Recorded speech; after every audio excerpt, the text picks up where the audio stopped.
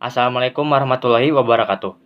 Abi Muhammad Rashid Nurrahim ti kelas 11 Patilu. Di dia abi bayang ngajelaskeun novel nu judulna Ngawayang Teu Direbaban.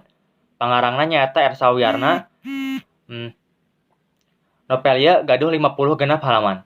Temana misteri, alurna campuran, latarna di lembur Atim, tokona ya Yuda, Galih, Atim, jeung Mang Unab. Novel ieu ngagunakeun sudut pandang katilu. Novel ieu nyaritakeun kagiatan Yuda jeung Galih di lembur si Atim di Kalapa II. Di lembur si Atim mah kepercayaan kana dongeng teh boga harti mandiri, nu tumali jeung kahidupan masyarakatna. Sareng di lembur Atim mah moal bisa bebas ulin. Sebab ngarasa disingsionan jadi upami kalakuan sareng cariosana mah kedah rada dijaga. Basa Yuda jeung Galih nonton wayang, Atim nyarita baheula aya gerombolan DI atau TI nu diobrot ku tentara nu ujung-ujungna jelmana diubah jadi monyet.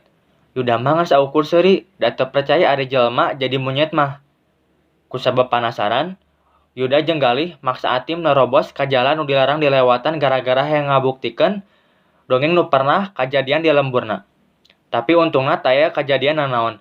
Teras Yuda jeung Galih ngalanjut deui lalajo wayang di lembur si Atim di Kalapa II.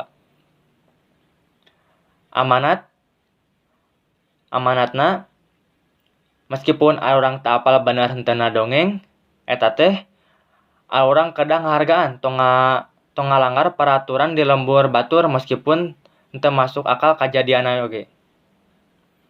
Sakitu wae nu kapi atur, hapunten bilih kalepatan. Wassalamualaikum warahmatullahi wabarakatuh.